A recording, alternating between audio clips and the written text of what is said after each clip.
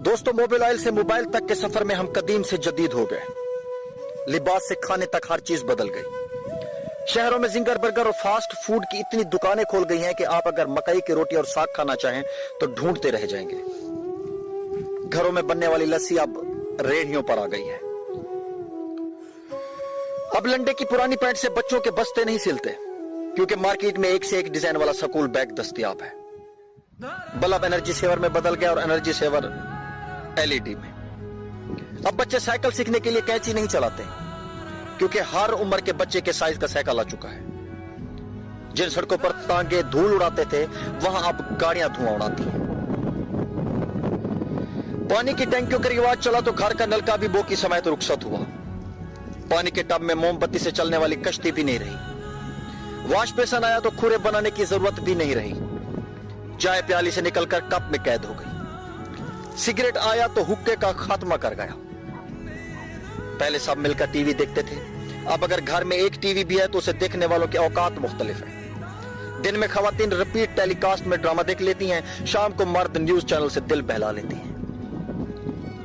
पहले किसी को उस्ताद बनाया जाता था, अब उस्ताद माना जाता है। छोटी से छोटी कुताही पर भी बहुत खौफ आने लगता था।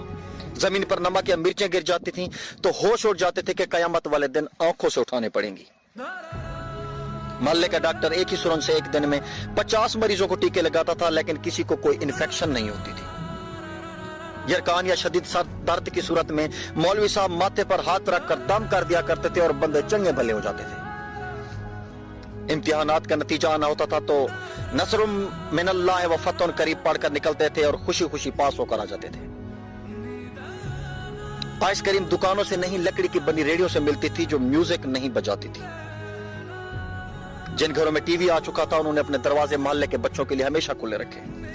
मिट्टी का लेप किया हुआ छत के नीचे चलता हुआ पंखा सख्त गर्मी में भी ठंडी हवा देता था। लेकिन फिर अचानक सब कुछ बदल गया। हम कदीम से जदीद हो गए। अब बावर्ची खाना सीढ़ियों के नीचे नहीं होता, खाना बैठकर नहीं पकाया जाता, दस्तरखान शायद ही कोई इस्तेमाल करता हो। मंजन से टूथपेस्ट तक के सफर में हमने हर चीज बेहतर से बेहतर कर ली है, लेकिन पता नहीं क्यों इस कदर सहूलतों के बावजूद हमें घर में एक ऐसा डिब्बा जरूर रखना पड़ता है जिसमें डिप्रेशन, सर दर्द, ब्लड प्रेशर, नींद और विटामिन की गोलियां हर वक्त मौजूद होती हैं।